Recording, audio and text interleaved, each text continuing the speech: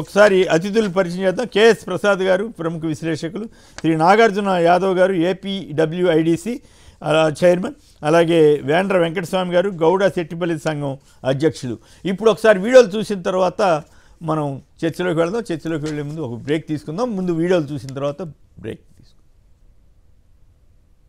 దత్తపుత్ర పెళ్లికి ముందు పవిత్రమైన హామీలు ఇచ్చి పిల్లలను పుట్టించి పెళ్లి కాగానే 4 ఏళ్లకు ఒకసారి 5 ఏళ్లకు ఒకసారి కార్లు మార్చేసినట్టుగా భార్యలను వదిలేసి ఇప్పుడు నియోజకవర్గాల్ని కూడా అలవోకగా వదిలేస్తా ఉన్నావు.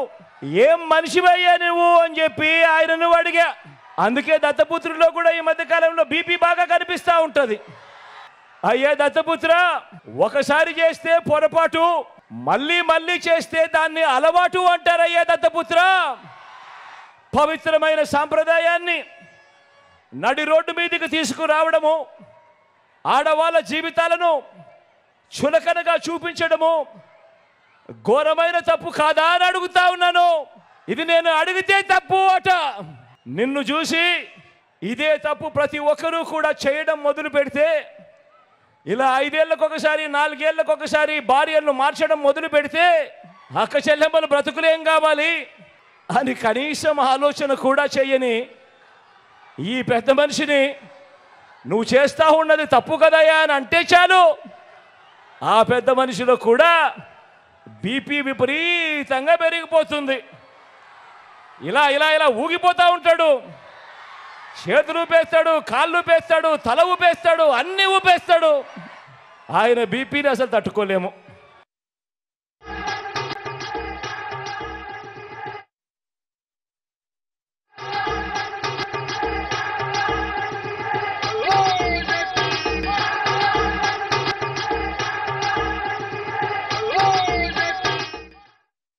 రైట్. స్వయంగా చిరంజీవి గారే, అంటే పవన్ కళ్యాణ్ గారి అన్నగారే మోడీతోటి కలిసిన తర్వాత ముస్లింలు దూరం అయిపోయారని చెప్పారు. ఇప్పుడు ఆయన పవన్ కళ్యాణ్ గారు, అలాగే చంద్రబాబు గారు, పురంధరేశ్వరి గారు ఇప్పుడు కలిసి వారు కూటమి కట్టిన సంగతి నేపథ్యంలో గతంలో చిరంజీవి గారు చేసిన వీడియోని మనం ప్రసారం చేయడం జరిగింది. ఇక ఈరోజు 2-3 అంశాల మీద చర్చలోకి వెళ్ళాలి.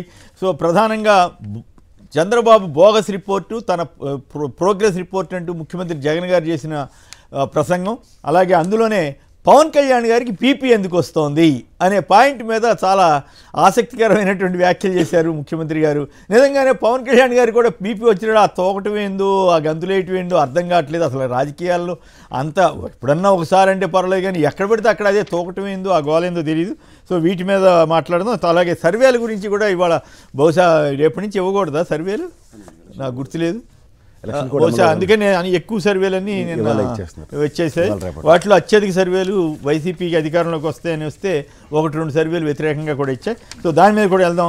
ముందుగా ఈ మీరు మాట్లాడండి ప్రసాద్ గారు.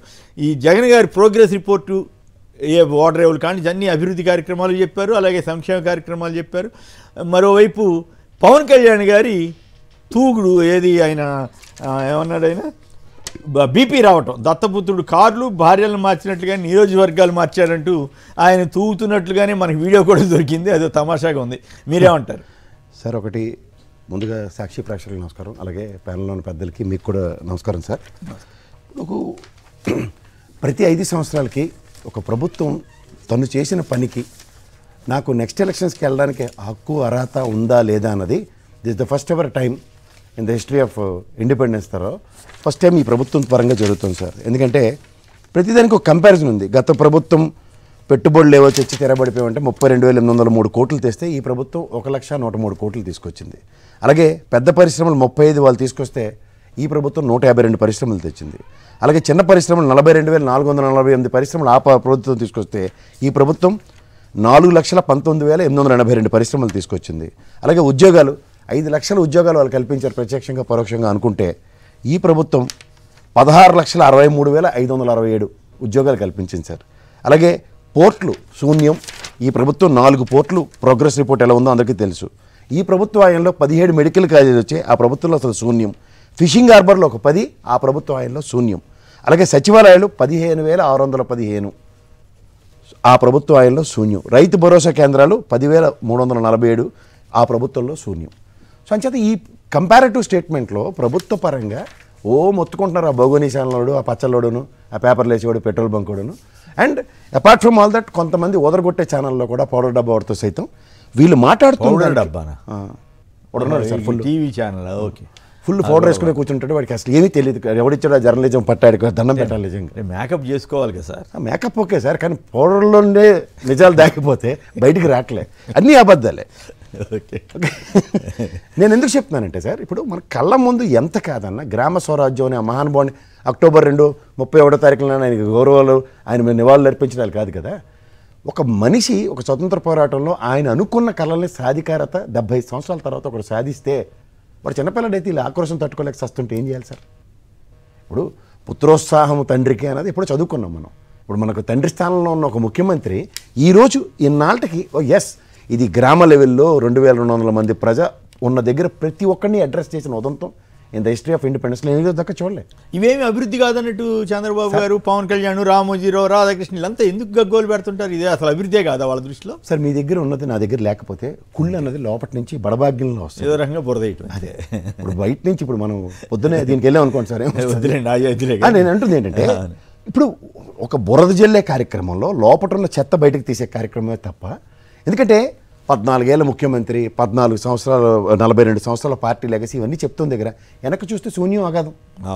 నిజంగా the prosperity and prospective of AP state అన్న దగ్గర, వీళ్ళు ఏరియా అన్న దగ్గర ఈ లెన్సార్లు చెప్తారు చూసారు సార్. ఒక మాట మీరు గమనించట్లేదు, సైబరాబాద్ నిర్మించాం Hyderabad. Can you imagine sir, మీరు ఒక సీనియర్ మోస్ట్ జర్నలిస్ట్, మీకన్నా కూడా నాకు బుద్ధిగానే ఉన్నాడు ఎవడైనా, మీకన్నా ఎవడన్నా ఉంటే నాకు తెలియదు సార్. ఎందుకంటే 20 సంవత్సరాల విజన్ అన్నోడి దగ్గర 20 సంవత్సరాలు ఇతను ప్రెజెన్సే లేదు ఇక్కడ హైదరాబాద్లో. మీరు గమనించారా? వితౌట్ హిస్ ప్రెజెన్స్ తదనంతర ముఖ్యమంత్రులు ఒక హైటెక్ సిటీ కట్టాడు, మైక్రోసాఫ్ట్ హైటెక్ సిటీ అంటే సిటీ కాదు, ఒక బిల్డింగ్ ఒక బ్లాక్ కట్టాడు. వినండి సార్, అదే వాళ్ళు చెప్పేది. అంటే సిటీ పేరు పెట్టేసి తెలివిగా మొత్తం సిటీ హైదరాబాద్ ఫౌండేషన్ ప్లూరల్ వాడడంలో స్పెషలిస్ట్ అతను. సింగులర్ వాడితే హైటెక్ సిటీ అనే ఒక భవనాన్ని నిర్మించానని చెప్పడు, హైటెక్ సిటీ అంటాడు.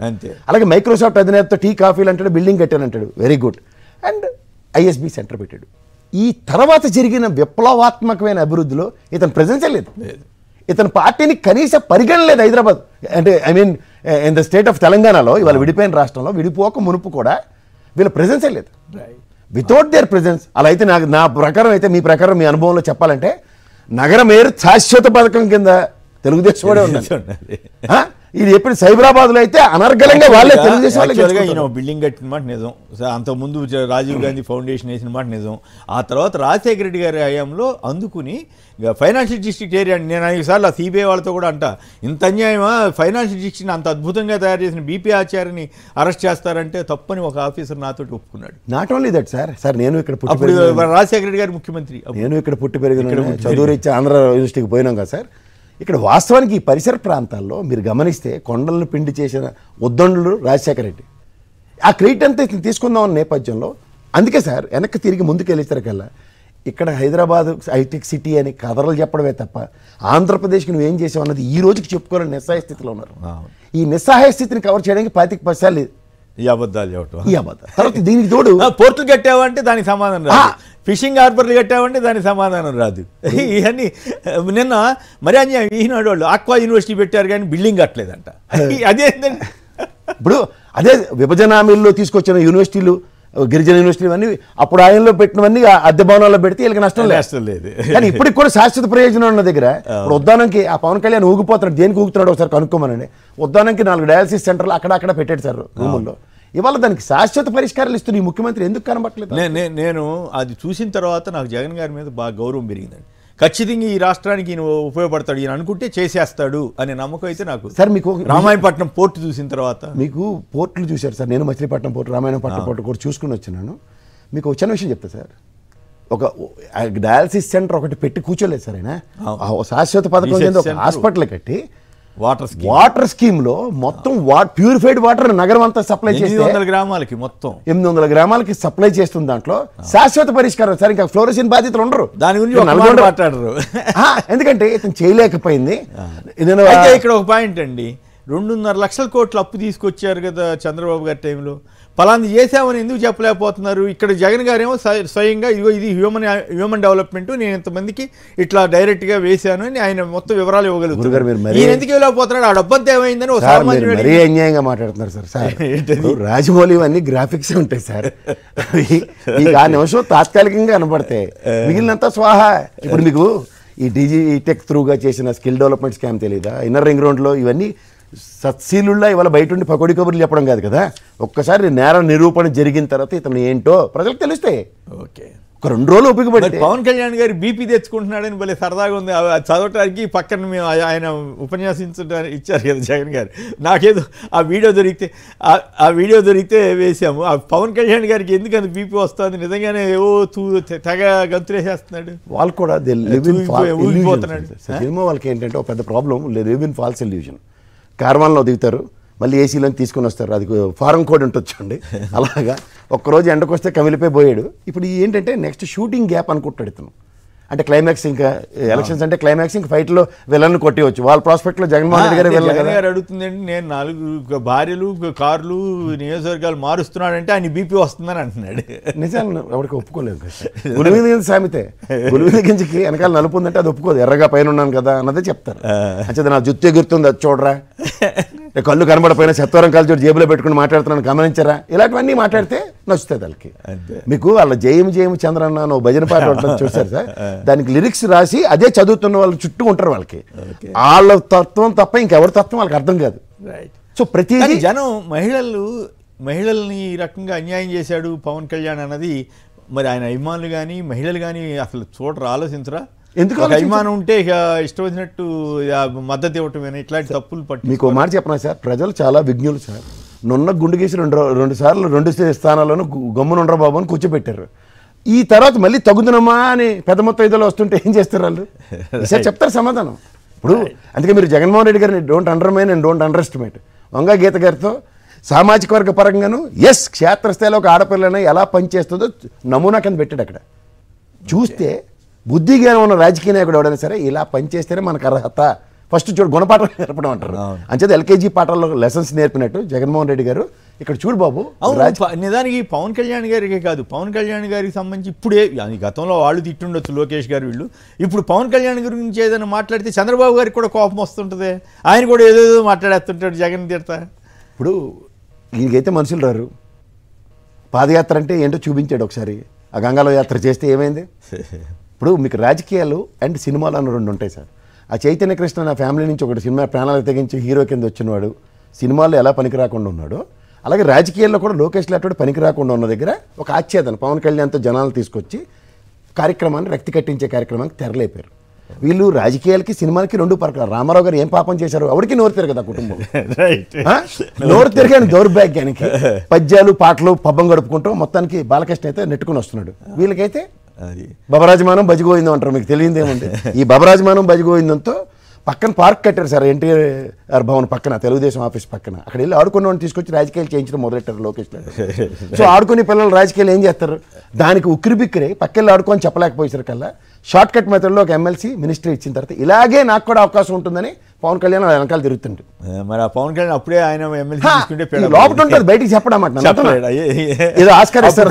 చంద్రబాబు గారు నువ్వు అక్కడ పక్కన కూర్చొని నీకు అవసరం లేదు అని అప్పుడు పవన్ కళ్యాణ్ చంద్రబాబు గారు తెలివిగా ఏం చేశాడంటే అసలు పవన్ కళ్యాణ్ అన్న అతను సీఎం రేస్లో లేకుండా చేసి పడేశాడు. వాళ్ళకి 20 సీట్లలో 10 సీట్లు తన మనుషులనే పెట్టుకున్నాడు. అసలు ఈ విషయం కూడా అర్థం కాదా పవన్ కళ్యాణ్? మీతో నేను చెప్పించుకోవాలి కానీ నేను మీకు చెప్పకూడదు సార్. ఇప్పుడు ఏరు దాటిన తర్వాత బోడిమల్లన్న సిద్ధాంతం కనిపెట్టిందే చంద్రబాబు నాయుడు. తర్వాత వాడుకోవడం మొదలెడితే ఆయన అంత వాడడం ఎవరికీ రాదు. ఈ వాడి పిప్పి చేసి అవతల పడేసేదాకా నిద్ర. రైట్, రాజమండ్రి నుంచి ఒక లైన్లో ఉన్నారు. రాజమండ్రి, హలో మీ పేరండి? హలో నాయుడు గారు నమస్కారం, మాట్లాడండి. నిన్న జగన్ గారు చెప్పిన ప్రోగ్రెస్ రిపోర్ట్ మీకు నచ్చిందా? పోర్ట్లు అవన్నీ ఏమేమి డెవలప్మెంట్ యాక్టివిటీ చేస్తుందో మొత్తం చెప్పాడు, గ్రామ సచివాలయాలు కానించి అవి నచ్చిందా? అలాగే పవన్ కళ్యాణ్ గారికి బీపీ వస్తుందని చాలా సరదాగా ఆసక్తి, ఆయన సీరియస్గానే చెప్పాడు కానీ నాకైతే చాలా నవ్వు వచ్చింది. ఆయన నిజంగా ఆయన తగ్గట్టుగా ఈయన తూగుతున్నట్లుగా అక్కడక్కడ ఉపన్యాసాలు ఇవ్వటం ఇవన్నీ కూడా మీరేమంటారు? అవన్నీ వీడియోలన్నీ చూస్తుంటే నవ్వు వచ్చేస్తుందండి. ఇప్పుడు టీవీలో చూస్తున్నా కూడా మీరు చూపిస్తుంటే మాకు చాలా నవ్వు చాలా ఎటకారంగా ఉందండి ఆయన చేసేదంతా. అంతేనా? అవునండి. సో జగన్ గారి దెబ్బకే బీపీ వస్తుందా పవన్ కళ్యాణ్కి ఈ లెక్కన? ఆయనకి ఆల్రెడీ బీపీ ఉంది సార్, జగన్ గారే చెప్పక్కర్లేదు, అంతే. పొజిషన్ అర్థమైపోతుందండి. అంతే. మా ఈస్ట్ గోదావరిలో ఒక సామెత ఉందండి, వంగలేనుడు ఏదో వంకరానుడట. వద్దులే బూత్ సామెతలు చెప్పమా. ఊరికేం కాదండి, నేను ఇండైరెక్ట్ గా చెప్పాను. వద్దొద్దు, దయచేసి మనం అభ్యంతరకర పదాలు వాడొద్దు, దయచేసి అట్లా చేయమాకండి. రైట్. ప్రతాప్ రెడ్డి గారు చిత్తూరు నుంచి. ప్రతాప్ రెడ్డి గారు నమస్కారం, మాట్లాడండి. హలో. రైట్. ఇక ఒకసారి వెంకటస్వామి గారి దగ్గరికి వెళ్దాం.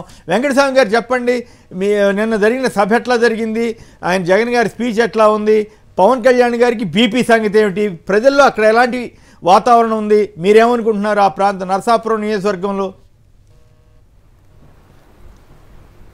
పార్లమెంట్ చాలా అద్భుతంగా మాట్లాడారండి జగన్ గారు, సుదీర్ఘంగా.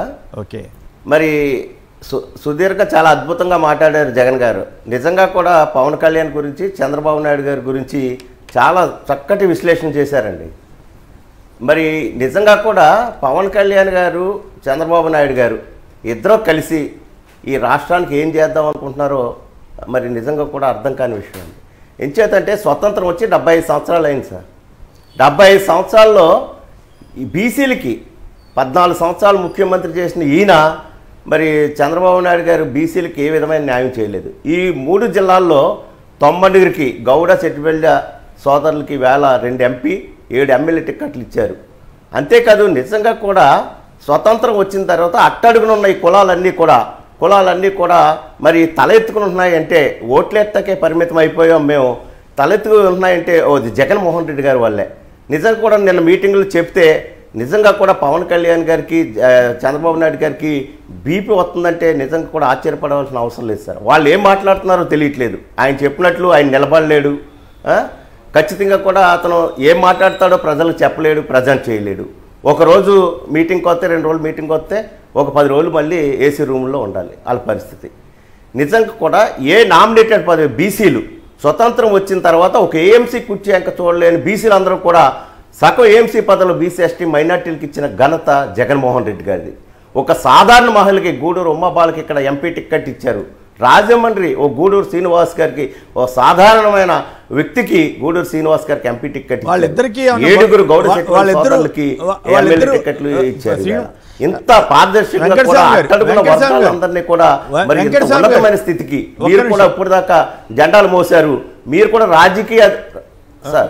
రాజకీయంలో మీరు కూడా భాగస్వాములు కాండి అని కూడా చెప్పారు. పిల్లి సుభాష్ చంద్రబోస్ సార్, గూడూరు శ్రీనివాసరావు రాజ్యసభ మెట్లు ఎక్కలేదు సార్ ఎప్పుడు నువ్వు సెటిల్మెంట్ కులస్తులు ఆయన పంపారు. మోపిదేవి వెంకటరమణ, ఆర్ కృష్ణయ్య, ఇలాంటి ఎంతో మందిని బీసీ కులాలను అట్టడుగునున్న వాళ్ళని అందరినీ కూడా మరి రాజ్యసభకు పంపించి రాజ్యాధికారంలో మీరు కూడా భాగస్వాములను నిరూపించి బీసీ ఎస్టీ మైనార్టీలకి ఇంత పెద్ద పీటేసిన ముఖ్యమంత్రిని స్వతంత్రం వచ్చిన తర్వాత ఇప్పుడు చూడలేదు సార్. నిన్న భీమవరంలో మాట్లాడుతూ ఉంటే ప్రజలందరూ బ్రహ్మరథం పట్టారు సార్. ఇక్కడ ప్రజలందరూ కూడా ఈవేళ స్వచ్ఛందంగా ఈవేళ భీమవరంలో చూస్తే మీరు మీటింగ్లో ఎంతమంది ఉన్నారో బయట 2-3 రెట్లు జనం ఆ బయట ఉండి ఈవేళ స్వాగతం పలికారు. ఇవాళ దారి పొడుగున కూడా బ్రహ్మరథం పట్టారు జగన్మోహన్ రెడ్డికి. వీళ్ళందరూ కూడా ఇది TV5 కానీ ఈటీవీ కానీ ఇవన్నీ కూడా ఏంటంటే బురద చల్లాలనే ఉద్దేశంతో తప్ప జగన్మోహన్ రెడ్డి గారికి ఈవేళ ప్రజలు బ్రహ్మరథం పడుతున్నారు. మళ్ళీ ముఖ్యమంత్రిగా ఆయన అధికారంలో రావడానికి మరి నిజంగా కూడా 6వ తారీఖు రిజల్ట్ తర్వాత మీరు చూడండి అత్యధిక స్థానాలు 175 అత్యధిక స్థానాలు మరి వైఎస్ఆర్ కాంగ్రెస్ పార్టీ నెగ్గటం ఖచ్చితంగా ఖాయమని కూడా ఈ సందర్భంగా తెలియజేస్తున్నా. ఒకటి బీసీ ఎస్సీ మైనార్టీలు అందరూ కూడా ఈవేళ ఎప్పుడు కూడా స్వతంత్రం వచ్చిన తర్వాత మాకు ఈ పార్టీలో వైఎస్ఆర్ కాంగ్రెస్ పార్టీలో జరిగిన న్యాయం ఏ పార్టీ కూడా ఇవ్వలేదు. 14 సంవత్సరాలు బీసీలు జెండాలు మోసి మరి చంద్రబాబు నాయుడు గారి జెండాలు మోసి ఆయన అధికారంలో తీసుకొస్తే బీసీలకు ఏ విధమైన న్యాయం చేయలేదని ఈవేళ బీసీ వర్గాలన్నీ కూడా ఎలుగెత్తి చాటుతున్నాయి సార్. ఈవేళ బీసీలని పెద్ద పెట్టేసి బీసీలు వెన్నుముక్క, బీసీలు బ్యాక్వర్డ్ క్లాస్ కాదు బ్యాక్ బోన్ క్లాస్ అని చెప్పి నిరూపించిన వ్యక్తి ఇవాళ మరి ఇవాళ మన జగన్మోహన్ రెడ్డి అలాంటి వ్యక్తిని మళ్ళీ మాట్లాడిన తర్వాత మళ్ళీ మాట్లాడుదురు కానీ వెంకటస్వామి గారు. శ్రీధర్ రెడ్డి గారు కొల్లిపర్ నుంచి. శ్రీధర్ రెడ్డి గారు నమస్కారం, మాట్లాడండి. నమస్తే కూడా చాలా కలిసారు, ఆయన కూడా ధన్యవాదాలు. ఓకే చెప్పండి. సార్ వాతావరణం కూడా వరుణ దేవుడు కూడా ముందుగానే వస్తున్నాడు సార్ ఈ సంవత్సరం. ఎందుకంటే జగన్మోహన్ రెడ్డి ప్రమాణ స్వీకారానికి వాన పడాలని జగన్మోహన్ రెడ్డి తిరిగిన ఏరియా అంతా వాన జల్లులు పడుకుంటా వస్తున్నాయి వెనకమాల. మొన్న పల్నాడులో బాగా పడినాయి అంటే కదా వర్షాలు అవి ఆయన యాత్ర చేసిన. రాజశేఖర రెడ్డి గారు అన్నట్టు వరుణ దేవుడు రాజశేఖర రెడ్డి గారి కుటుంబంతో పాటు వాళ్ళతోనే ఉన్నారు సార్. Okay right. నిన్న జగన్ గారి స్పీచ్ ఎట్లా ఉంది? ఆయన రాష్ట్రంలో అభివృద్ధి లేదని చంద్రబాబు కానీ ఈనాడు కానీ వీళ్ళంతా పచ్చి అబద్ధాలు ప్రచారం చేస్తుంటే దాన్ని అంతటినీ తునాతునకలు చేస్తూ జగన్ గారి స్పీచ్ ఉందా లేదా? బాగుంది సార్. ఇప్పుడు పోర్టులు ఒక్కొక్క సముద్రంలో కిలోమీటర్ రోడ్ వేసింది ఇప్పుడే చూస్తున్నాం సార్. అవును బ్రహ్మాండం. మచిలీపట్నం గానీ మూలపాడుగా రామాయపట్నం ఆల్మోస్ట్ 90% రెడీ అయిపోయింది సార్. అవును నేను కూడా చూసొచ్చాను. అవును జగన్మోహన్ రెడ్డి గారు పబ్లిసిటీకి చాలా దూరంగా ఉంటున్నారు. జగన్మోహన్ రెడ్డి గారు చేసిన అభివృద్ధి పబ్లిసిటీ లేకపోవడం వల్ల ప్రజల్లోకి వెళ్ళలేకపోతుంది సార్. రైట్. ఓకే. మనకి ఒక ఛానల్ కాదు సార్, 4-5 ఛానల్ కావాలి ఇప్పుడు. ఓకే ఛానల్ కాదు కదా ఇప్పుడు మీరంతా మీరు స్వయంగా చూస్తున్న ప్రజలే ఆయన స్టార్ క్యాంపర్లేనని చెప్పారు కదా. ఇప్పుడు కియా ప్లాంట్ కియా కార్ల ఫ్యాక్టరీలో అంతా కలిపి 1200 మంది కంటే ఎక్కువ మందికి ఉద్యోగాలు లేవు. ఒక్క ఓడరేవులో పోర్టు రామాయపట్నం ఓడరేవులో 2000 మంది ఇప్పుడు పనిచేస్తున్నారని నాకు అక్కడ ఉన్నటువంటి అధికారులు నేను వెళ్ళినప్పుడు చెప్పడం జరిగింది. రామాయపట్నంలో 6000 ఎకరాలు కూడా ల్యాండ్ తీసేసుకున్నారు కంపెనీ వాళ్ళకి ఇవ్వడానికి. అవును అది అక్కడ 60,000 కోట్లతో ఒక పెద్ద పరిశ్రమ రాబోతుంటే రామోజీరావు గారి బృందం ఈనాడు వాళ్ళు ఎంత చెడగొట్టడానికి ప్రయత్నం చేస్తారంటే నాకు ఆశ్చర్యం వేస్తుంది. ఓ పక్కేమో పరిశ్రమలు చెడగొట్టడానికి ప్రయత్నం చేస్తున్నారు, ఇంకో పక్కేమో రాలేదని అబద్ధాలు చెబుతున్నారు. బద్వేల్లో సెంచరీ వచ్చింది, అవును ఇక్కడ కొవ్వూరు దగ్గర గ్లాస్ ఫ్యాక్టరీ వచ్చింది, త్రివేణి గ్లాస్ ఫ్యాక్టరీ. మీ బోటి వాళ్ళకి ఆ విషయాలు తెలుసు కాబట్టి పర్వాలేదు, మీరే ప్రజలకి చెప్పాలి. రైట్. అప్పారావు గారు విశాఖపట్నం నుంచి. అప్పారావు గారు నమస్కారం, మాట్లాడండి. హలో నమస్కారం, మాట్లాడండి. Progress report Pavan Kalyan BP మీద సంక్షిప్తంగా మాట్లాడండి. సార్ నమస్కారం. నమస్కారం. ఇప్పుడు జగన్మోహన్ రెడ్డి గారికి చెప్పుకోవడానికి ప్రోగ్రెస్ ఉంది కాబట్టి ధైర్యంగా చెప్పుకోవచ్చండి ఇది ప్రోగ్రెస్. ఎందుకంటే ఇప్పుడు మీరు అన్ని ఒకేతండి. నేను అబ్జర్వర్ గా నేను చెప్పగలిగేది ఏంటంటే కరోనా విపత్కర పరిస్థితుల్లో సైతం ఏ ఒక్కరికి కూడా కష్టం నష్టం లేకుండా సేవలందించినటువంటి వాలంటీర్లు సచివాలయ వ్యవస్థే జగన్మోహన్ రెడ్డిని మళ్ళీ గెలిపిస్తాదన్నది నా విశ్వాసం అండి. ఒకటి అది పెద్ద ప్రోగ్రెస్. అన్ని వేరండి, ప్రాణానికి వెలకట్లేము మనం. అటువంటి ప్రాణాలను వెలకట్టేటటువంటి కట్టకుండా అంత అమూల్యమైనటువంటి సేవలు అందించినటువంటి వాలంటీర్ వ్యవస్థ సచివాలయ వ్యవస్థని ఆవిర్భవించి ఆవిష్కరించినటువంటి జగన్మోహన్ రెడ్డి గారు ప్రోగ్రెస్ గురించి చెప్పుకోవడానికి అర్హుడు. ఇక రెండోది, మీరు పవన్ కళ్యాణ్ గారు బీపీ గురించి అడిగారు కదా, మీకు దానికి చిన్న ఒక 2 నిమిషాలు నాకు టైం. 2 నిమిషాలు టైం లేదు, మీరు సంక్షిప్తంగా ఒక మాటలో చెప్పండి.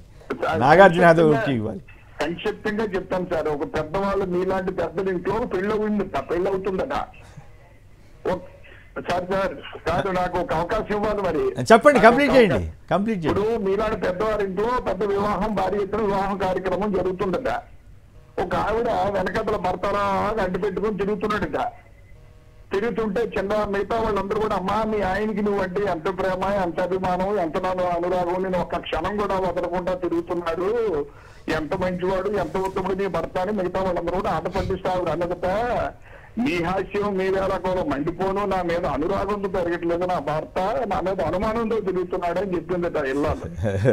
అలాగే ఇవాళ పవన్ కళ్యాణ్ గారు బీపీ అంతా ఏంటంటే 60 సీట్ల నుంచి 30 సీట్ల నుంచి 24 నుంచి 21 సీట్లకు వచ్చినా అభ్యర్థులు దొరకలేదని మిగతా వాళ్ళందరూ ఆడిపోసుకుంటుంటే ఆయన తట్టుకోలేక బీపీని ప్రజల ముందు ప్రదర్శిస్తున్నాడండి. రైట్ రైట్ ఓకే, ధన్యవాదాలండి. ఇక నాగార్జున గారు చెప్పండి, ఏమిటి నిన్న ప్రోగ్రెస్ రిపోర్టు దీని మీద చెప్పిన తర్వాత మళ్ళీ మనం అవినాష్ రెడ్డి గారి దానికి వెళ్దాం. ముందుగా మీరు దీని గురించి మాట్లాడండి. ప్యానెల్లో ఉన్నటువంటి పెద్దలందరికీ ముందుగా నా నమస్కారాలండి.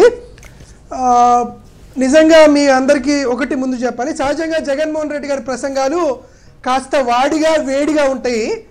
నిజంగా జగన్మోహన్ రెడ్డి గారు బహుశా వైఎస్ఆర్ కాంగ్రెస్ పార్టీ కార్యకర్తల్ని ప్రజలందరినీ కొంత సమయం పాటించాలనే ఉద్దేశంతో కానీ ఆయన మీద దాడి జరిగిన తర్వాత చేసినటువంటి ప్రసంగాల్లో ఆ వాడి వేడి అనేది ఆయన చూపిస్తే మళ్ళీ మేము సమయం కోల్పోతామేమో అని కాస్త ఆయన ప్రసంగాలు ఇంకొంత చైతన్యవంతమైనటువంటి ప్రసంగాలు మాట్లాడారని నాకు అనిపించిందండి. ఎందుకంటే మమ్మల్ని కొంత ఓరియంటేషన్ మార్చాలి, మమ్మల్ని మేమంతా ఆయన మీద దాడి జరిగింది అనేటువంటి ఎమోషనల్లో ఉన్నాం కాబట్టి వాటిని మార్చడానికి ఆయన చైతన్యవంతమైనటువంటి ప్రసంగం చేశాడు అని మాకు అనిపిస్తుంది.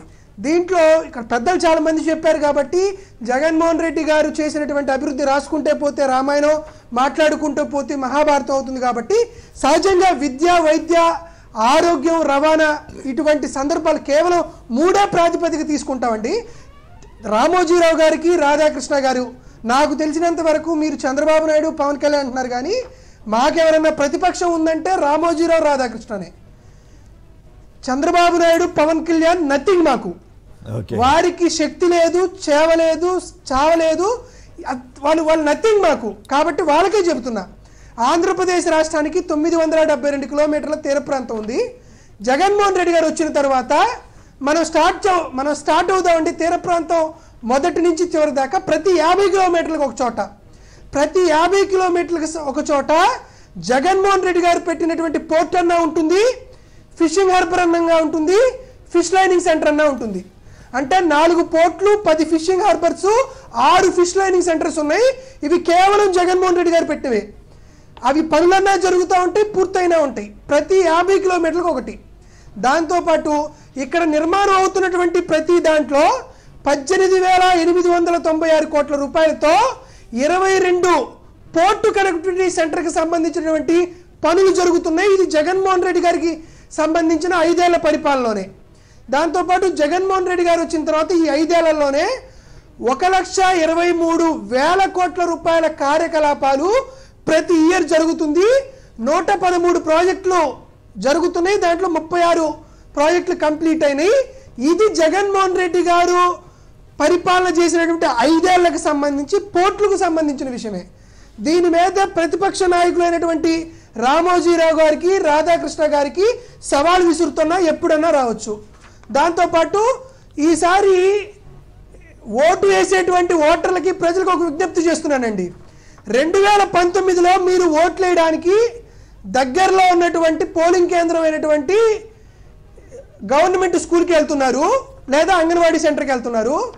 5 ఏళ్ల తర్వాత మళ్ళీ తిరిగి అంగన్వాడీ సెంటర్కో గవర్నమెంట్ బడికో పోలింగ్ ఓటేయడానికి వెళ్తున్నారు. నేను అప్పీల్ చేస్తున్నాను, తెలుగుదేశం పార్టీనా, జనసేన పార్టీనా, భారతీయ జనతా పార్టీనా, వైఎస్ఆర్ కాంగ్రెస్ పార్టీనా, 2019లో మీరు పోలింగ్ స్టేషన్ ఉన్నప్పుడు బడెలా ఉంది, ఈరోజు మీరు పోలింగ్కి వెళ్తున్నప్పుడు బడెలా ఉందో, ఇది ఒక్క ప్రాతిపదికనే మీరు ఓటేయండి. మనసా వాచా కర్మేనా ఈ బడి మారింది అనుకుంటే మీరు ఓటేయండి. వైఎస్ఆర్ కాంగ్రెస్ పార్టీకి 100కి 100% ఓట్లు పడతాయి. ఎందుకు మేము చెబుతున్నామంటే 63,661 విద్యా సంస్థల్లో 16,450 కోట్ల రూపాయలు ఖర్చు చేసి ఆంధ్రప్రదేశ్ రాష్ట్రంలో విద్యా సంస్థల్ని నాడు నేడు ద్వారా వైఎస్ఆర్ కాంగ్రెస్ పార్టీ డెవలప్ చేసింది. మళ్ళీ ప్రతిపక్ష నాయకులైనటువంటి రామోజీరావుకి, రాధాకృష్ణకి చెప్తున్నా, ఒక స్కూలో, 2 స్కూలో, 3 స్కూల్లో కాదు, రామోజీరావు గారు ఉన్నటువంటి కృష్ణా జిల్లా నుంచి చంద్రబాబు నాయుడు గారు పుట్టినటువంటి చిత్తూరు జిల్లా దాకా 63,661 పాఠశాలలు, మీరు నచ్చిన పాఠశాలకు వెళ్దాం. వైఎస్ఆర్ కాంగ్రెస్ పార్టీ ఆధ్వర్యంలో జగన్మోహన్ రెడ్డి గారు దాంతో పాటు హెల్త్ ఎక్కువ రంగాలకు వెళ్ళట్లేదండి, 3 రంగాలకు వెళ్తున్నా. 17,000 ఆంధ్రప్రదేశ్ రాష్ట్రంలో ఉన్నటువంటి, కాదు ఒక్క నిమిషం అండి, ఆంధ్రప్రదేశ్ రాష్ట్రంలో మెడికల్ కాలేజీలు జగన్మోహన్ రెడ్డి గారి కంటే ముందుంది 3. ఈరోజు 16 మెడికల్ కాలేజీలు, 17,300 కోట్ల రూపాయలతో మనం హెల్త్ డెవలప్ చేసాం. 10,131 village health care centres, 1,142 primary health care centres, 177 community health care centres, 53 area hospitals, 9 district hospitals, 3 speciality hospitals. Andhra Pradesh రాష్ట్రం కాదు, భారతదేశ చరిత్రలో కేవలం ఒకే ఒక సంవత్సరం 53,166 మంది స్పెషాలిటీ డాక్టర్స్ ని రిక్రూట్ చేసుకున్నటువంటి చరిత్ర జగన్మోహన్ రెడ్డి గారిది. విద్య, వైద్యం, రవాణా ఈ 3 ప్రైమరీ సెక్టార్స్ లో జగన్మోహన్ రెడ్డి గారు ట్రాక్ రికార్డు కాదు, ఆంధ్రప్రదేశే కాదు భారతదేశంలో ఆల్ టైమ్ రికార్డు. కేవలం 3 సెక్టార్స్ లో Right. జగన్మోహన్ రెడ్డి గారు చేసినట్టు సమకాలీన ఇంకా చాలా వివరాలు మీరు చెప్పగలరు. చరిత్రలో ఒక్క నిమిషం. ఎవరైనా జగన్మోహన్ రెడ్డి నాగార్జున గారు గారు. ఎక్కువ చేశారని రైట్ ప్రతిపక్ష నాయకులు నాగార్జున రామోజీ మీరు రాధాకృష్ణ మీరు గారు చాలా వివరాలు చెప్పించారు. చెప్పగలరు, నేను కాదనట్లేదు. కానీ పవన్ కళ్యాణ్ మీద కూడా ఒక వ్యాఖ్య చేసిన తర్వాత, మీరు మాట్లాడిన తర్వాత ఒక బ్రేక్ కూడా తీసుకోవాలి. పవన్ కళ్యాణ్ మీద మాట్లాడండి, అలాగే నిన్న అవినాష్ చెప్పిన దాని మీద కూడా కొద్దిగా మాట్లాడండి. మనం తర్వాత సర్వేల మీదకి వెళ్దాం.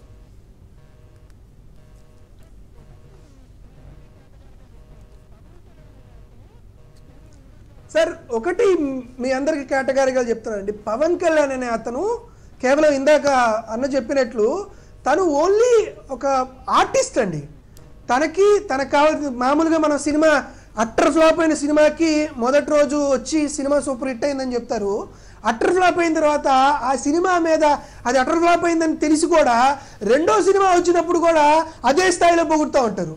ఆయన 2019లో అట్టర్ ఫ్లాప్ సినిమా, మళ్ళీ 2024లో అదే కథ పెట్టుకొని దాని గురించే చెప్పుకుంటున్నారు. కాబట్టి పవన్ కళ్యాణ్ అతనికి బీపీ వచ్చినా, షుగర్ వచ్చినా, థైరాయిడ్ వచ్చినా, ఆయనకి ఏదన్నా ఉంటే ఆరోగ్యశ్రీ ద్వారానో మరొక ద్వారానో ఆయనకి ఏదన్నా మేము చేయగలుగుతాం. కానీ ఆయనకి సంబంధించినటువంటి ఇష్యూలు చెప్పలేము. దాంతోపాటు అవినాష్ రెడ్డి గారికి సంబంధించి నర్రెడ్డి సునీత గారు ఒక పవర్ పాయింట్ ప్రెజెంటేషన్ ఇచ్చారండి. సో మీకు ఒకటి సింపుల్, ఆవిడ ఒక వీడియో చూపించింది. ఈ వీడియో చూపించి ఆవిడ మీడియా వాళ్ళకి ఏం చెప్పిందంటే, నేను మీకు వీడియో చూపిస్తున్నా, అది వివేకానంద రెడ్డి గారి హత్య జరిగిన ప్రాంతంలో ఉన్నటువంటి వీడియో. ఈ వీడియో చూసి మీరు భయపడకండి, ఈ వీడియో చూసి ప్రజలెవరూ భయపడకండి అని చెప్పి ఆవిడ ప్లే చేసి, సార్ ఇదిగో ఈ వీడియో చూసిన తర్వాత తెలియట్లేదా ఇది హత్యని, అవినాష్ రెడ్డి గారు అక్కడికి వెళ్ళారు, ఈ పరిస్థితులన్నీ చూసిన తర్వాత కూడా అవినాష్ రెడ్డి గారు హత్యని ఎవరికి చెప్పలేదు, గుండెపోటు అని చెప్పారు అని చెప్పాడు. అయితే ఇక్కడ ఒక బ్రేకింగ్ న్యూస్ చెప్తానండి. ఈ వీడియో తీసింది సునీత గారికి చాలా దగ్గర వ్యక్తి ఇనయతుల్లా అనే అతను. ఈ వీడియో తీసి పంపించింది నర్రెడ్డి సునీతకి, నర్రెడ్డి రాజశేఖర రెడ్డికి. ఈ వీడియో అవినాష్ రెడ్డి గారి కంటే ముందు చూసింది నర్రెడ్డి సునీత, నర్రెడ్డి రాజశేఖర రెడ్డి. వీళ్ళిద్దరూ చూసిన తర్వాత వైఎస్ అవినాష్ రెడ్డి గారికి ఫోన్ చేసి, మీరు ఒకసారి వివేకానంద రెడ్డి గారి ఇంటికి వెళ్ళండి అని చెబితే వైఎస్ అవినాష్ రెడ్డి గారి దగ్గరికి వెళ్ళారు. అసలు ఆ వీడియో చూస్తే అది హత్యని సునీత గారికి, రాజశేఖర రెడ్డి గారికి తెలిసినప్పుడు వారే ముందు పోలీసులకు ఫోన్ చేయాలి కదా. హత్య జరిగినటువంటి దగ్గరికి వచ్చి అవినాష్ రెడ్డి గారు పోలీసులకు ఎందుకు ఫోన్ చేస్తారు? దాంతోపాటు రెండో సంగతి, కేటగారికల్గా అందరూ మర్చిపోతుంది, వీరొకటి మర్చిపోతుంది. ఎవరైతే ఈ ఐ విట్నెస్ ఉన్నారో, ఈ ఐ విట్నెస్ ఎవరైతే రంగయ్య ఉన్నాడో, రంగయ్య ఏం చెప్తున్నాడంటే, ఇదిగోండి ఇది రంగయ్య గారు ఇచ్చినటువంటి స్టేట్మెంట్, వాచ్మెన్ రంగయ్య. ఆయన ఏం చెప్పాడంటే, నేను ఒక నలుగురు వివేకానంద రెడ్డి గారు బెడ్రూమ్లో ఏవో వెతుకుతూ నాకు అర్ధరాత్రి పూట కనిపించారు, తర్వాత ఆయన్ని చంపేశారు. నేను ఆ తర్వాత వారందరూ వెళ్ళిపోయిన తర్వాత లోపలికి వెళ్ళాను, వివేకానంద రెడ్డి గారు చనిపోయి బాత్రూంలో పడున్నారు, తర్వాత నేను వచ్చి నిద్రపోయానని చెప్పాడు. తర్వాత దస్తగిరి తనకు వచ్చినటువంటి స్టేట్మెంట్, ఇది దస్తగిరి స్టేట్మెంట్. తనేం చెప్పాడు, ఒక రౌండ్ సీల్ ఉన్నటువంటి డాక్యుమెంట్స్ దొంగతనం చేయడానికి మేము చంపాము అని చెప్పారు. మేము అడుగుతుంది ఏంటంటే, మర్డర్ ఫర్ గెయిన్ అనేది నోటరీ చేసినటువంటి వీలునామాని దొంగలించడానికి వైఎస్ వివేకానంద రెడ్డి గారిని ఒక నలుగురు వ్యక్తులు చంపారు. దానికి సంబంధించి చంపిన దస్తగిరి, ఐ విట్నెస్ అయినటువంటి రంగయ్య ఇచ్చినటువంటి స్టేట్మెంట్స్ కనపడుతున్నాయి. ఈ రోజు మర్డర్ జరగడానికి ఆ వీలునామా అనేది కారణం. ఆ వీలునామా ఏంటి, ఆ వీలునామా వల్ల ఎందుకు దొంగతనం చేశారు, ఆ వీలునామా దొంగతనం చేయడం వల్ల లబ్ధి ఎవరికి జరిగింది, ఇది వైఎస్ వివేకానంద రెడ్డి గారి హత్యకు గల కారణం.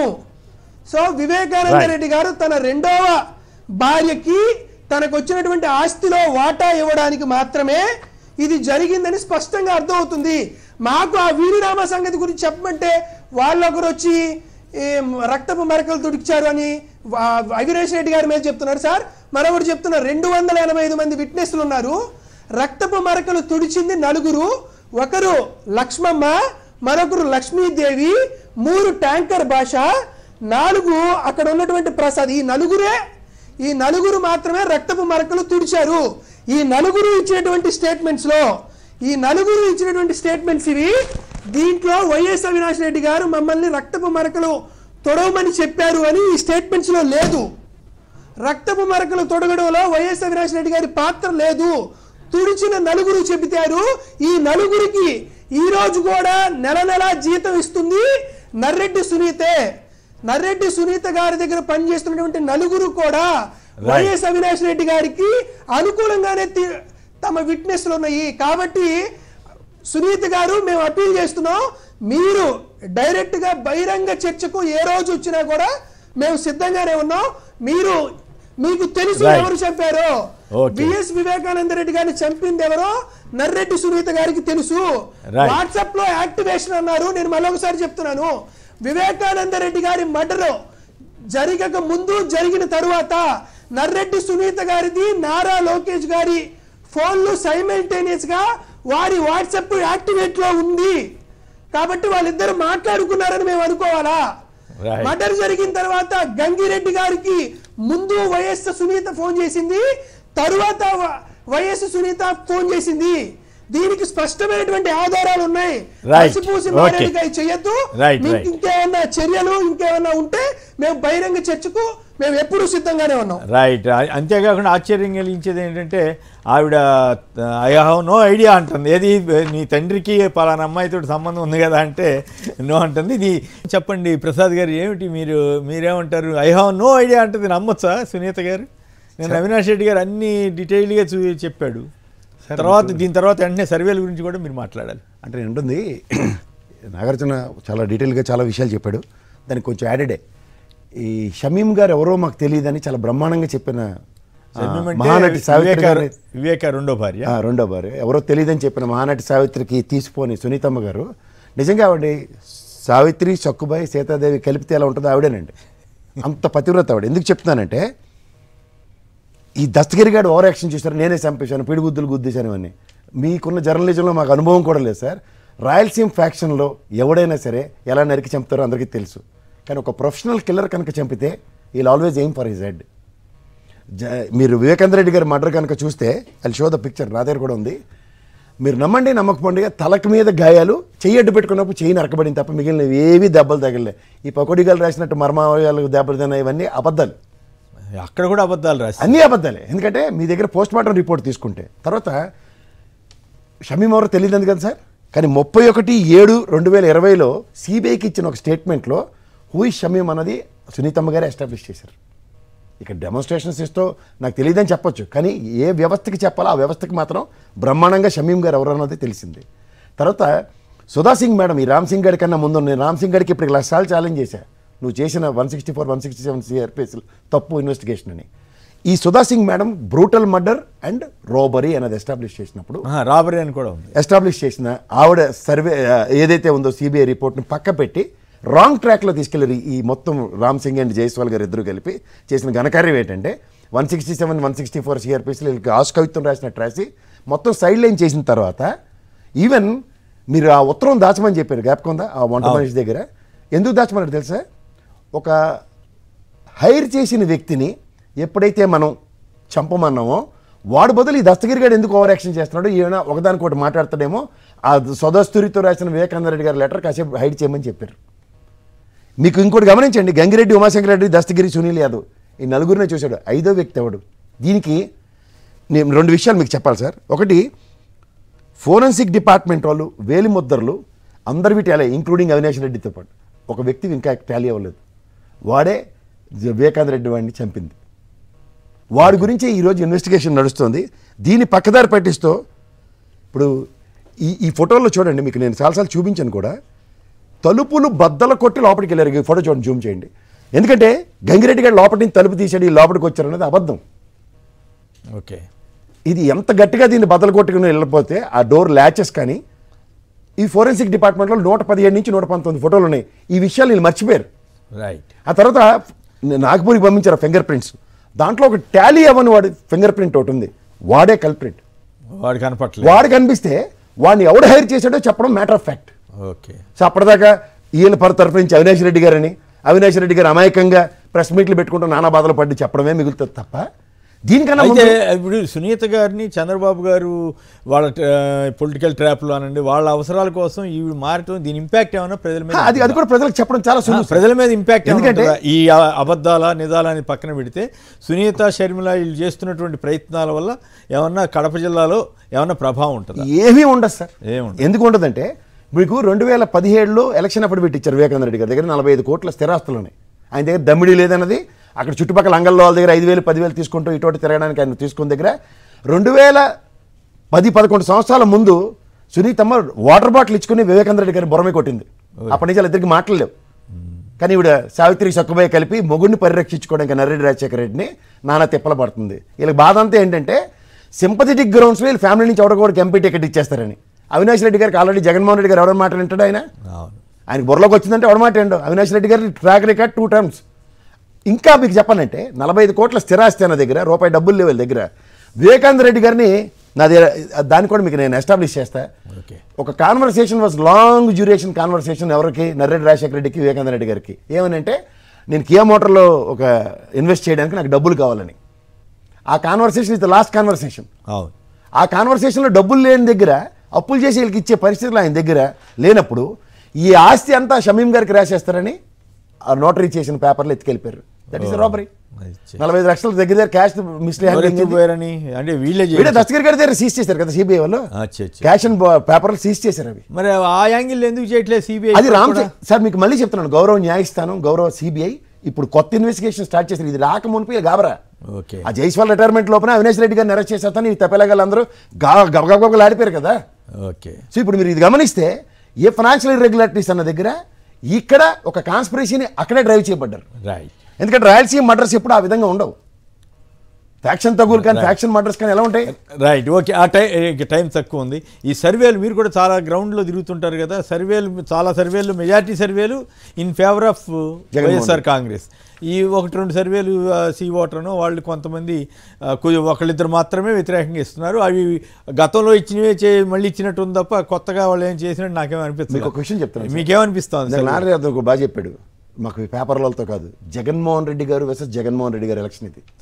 ఎందుకంటే జగన్మోహన్ రెడ్డి గారికి 51%తో గత ఎలక్షన్స్లో ఇచ్చిన తీర్పుకి మిగిలిన 49%ని నేను చేసింది మంచో కాదో చెప్పమనండి. మీరు ఒకటి చూడండి, 23 నియోజకవర్గాలు వాళ్ళు గెలిచిన అపోజిషన్ నియోజకవర్గాల్లో ఈ రోజు దాకా మాకు ఈ సంక్షేమ పథకాలు అందలేదని ఒక ఎమ్మెల్యే గొడవ చేసిన మొత్తంతో చెప్పండి. ఎక్కడ లేదు. కరెక్టే. కులం చూడడం, మతం చూడడం, రాజకీయాలు చూడడం, రాజకీయ పార్టీలు చూడడం అని చేస్తున్న సంక్షేమం వెసెస్ అభివృద్ధి వెసెస్లో ఇవాళ ఆ 49% అటుపక్క అపోజిషన్ పార్టీలో ఉన్న వాళ్ళని కన్విన్స్ చేసి ఇటుపక్క తెచ్చే కార్యక్రమమే ఈ సర్వే యొక్క సారాంశం. అందుకనే నేను మొదటి నుంచి చెప్తున్నాను, 110 స్థానాలు ఆయన జేబులో పెట్టుకుని యుద్ధంగా దిగాడు. అంతేనా? అంత డే 1 నుంచి. అందుకే నేను సిద్ధంగా ఉన్నాను, మీరు సిద్ధపడి లేరు అన్న దాని సమాధానమే ఈ సిద్ధం సభ. అంటే మీరు ఎన్ని సర్వేలు చెప్పినా 110 జేబులో ఉన్న వ్యక్తి అంతకన్నా ఎంత గెయిన్ అవుతాడు అన్నదే ఈ 5 సంవత్సరాల ప్రోగ్రెసివ్ రిపోర్ట్లో ఎవరి కోసం గెయిన్ అవుతాడు. నేను కూడా కొద్ది రోజుల క్రితం ఒక ఆర్టికల్ రాశా, ఈసారి చంద్రబాబు అన్న ఎక్కడో 10వ ర్యాంకో 20వ ర్యాంకులో ఉన్నాడు, మొదటి 10 ర్యాంకులు జగన్ గారివే, ఆయనే పోటీ పడుతున్నాడు. ఎందుకంటే ఆయన కావాలా వద్దా అంతవరకే. అదే సార్, అంత చెప్తే ఆయన కాకపోతే ఆప్షన్ ఎవరు అన్నప్పుడు చంద్రబాబు ఏం చేశాడు తెలివిగా, పవన్ కళ్యాణ్ అన్న ఆప్షన్లో లేకుండా చేసి పడేసాడు. నాగన్న గారి సర్వే ఒకటి చేసాం సార్, నేను రివ్యూ చేస్తే ఓకే ప్రజలంట జగన్మోహన్ రెడ్డి కావాలా వద్దా అన్నది ఒక ఎత్తు అయితే, చంద్రబాబు నాయుడు అసలు వద్దన్నది 22% మాత్రం కన్ఫైన్ ఉన్నారట Chandrababu Naidu as chief minister. అంతే, కరెక్ట్. ఒక్క నిమిషం వెంకటస్వామి గారు ఒక మాటలో చెప్పండి, ఎట్లా ఉంది పరిస్థితి, మీకేమనుకుంటున్నారు? వెంకటస్వామి గారు సంక్షిప్తంగా ఒక మాటలో చెప్పండి, మళ్ళీ నాగార్జున గారు కూడా మాట్లాడారు. ఖచ్చితంగా వైఎస్ఆర్ కాంగ్రెస్ పార్టీ అధికారంలోకి వస్తుందండి. జగన్మోహన్ రెడ్డి గారు ముఖ్యమంత్రి అవుతారు. ఇక బీసీ ఎస్సీ ఎస్టీ మైనార్టీలే ఇవాళ వైఎస్ఆర్ కాంగ్రెస్ పార్టీ కండ. స్వతంత్రం వచ్చిన తర్వాత వీళ్ళకి ఏ పార్టీ ఉన్నట్టు వైఎస్ఆర్ కాంగ్రెస్ పార్టీలో దక్కింది. ఇంచేతంటే జిల్లా పదవుల నుంచి రాష్ట్ర స్థాయి పదవులు కూడా. ఆ విషయాల్లో మళ్ళీ వెళదాంలేండి. నాగార్జున గారు సార్ నమస్తే అండి. ఒకటే ఒక పాయింట్ ఈ సర్వే దానికి వెళ్తాను. నర్రెడ్డి సునీత గారు చెప్పింది నాకు షేక్ షమీమా తెలియదు అని. ఇది 31 జూలై 2020 సునీత గారు ఇచ్చినటువంటి స్టేట్మెంట్లో పేజ్ నెంబర్ 82 దాంట్లో పేరా నెంబర్ 345లో షేక్ షమీమా గురించి ఏం చెప్పిందంటే, షార్ప్కు చెప్తున్నాను, మా ఫాదరు నాకు షేక్ షమీమా గురించి చెప్పాడు. షేక్ షమీమాకి మా ఫాదర్కి చట్ట విరుద్ధమైనటువంటి కొడుకు ఉన్నాడని నాకు తెలిసింది. చట్ట విరుద్ధమైన కొడుకు, తను ఎట్లానో చట్ట విరుద్ధమైనటువంటి కొడుకు కాబట్టి మా ప్రాపర్టీస్ వారికి వెళ్తాయి అని నేను ఎప్పుడూ భయపడలేదు అని ఇల్లిటిమేట్ చట్ట విరుద్ధమైనటువంటి రైట్ క్లియర్ కట్ గా చెప్పింది. దాంతో పాటు మా ఫాదర్ని నేను ఫోర్స్ చేశాను ప్రాపర్టీస్ పంచమని అనింది. దాంతోపాటు ఇంకొక మేడం నర్రెడ్డి సునీత గారు తన స్థాయిని ఎందుకు తగ్గించుకుంటుందో చెప్తానండి. ఇది షేక్ షమీమా అక్టోబర్ 29 ఇచ్చిన స్టేట్మెంట్ దుర్మార్గం అండి. మా ఫాదరు షేక్ షమీమాని మా ఇంటికి తీసుకొచ్చాడు. నేను షేక్ షమీమాకి బట్టలు పెట్టాను, కొత్త బట్టలు పెట్టాను. నేనే స్వయంగా కారు నడుపుకుంటూ సునీత షమీమాని తన ఇంటికి నాకు డ్రాప్ చేసిందని షేక్ షమీమా ఇచ్చినటువంటి స్టేట్మెంట్. దాంతో పాటు సర్వే గురించి చెప్తానండి. ఒకటే పాయింట్, నిన్న 16 ఏప్రిల్ 2024 నిన్న 16 ఏప్రిల్ 2024 తెలుగుదేశం పార్టీ తన అఫీషియల్ పేజ్ లో 7:32 సాయంత్రం ఒక పోస్ట్ పెట్టిందండి. 11 సర్వేల్లో ఎన్డీఏ గెలుస్తుంది, ఓటమి బాటన వైకాపా అని. ఇది పెట్టిన ఒక 15 నిమిషాలకి పోస్ట్ డిలీట్ చేసింది.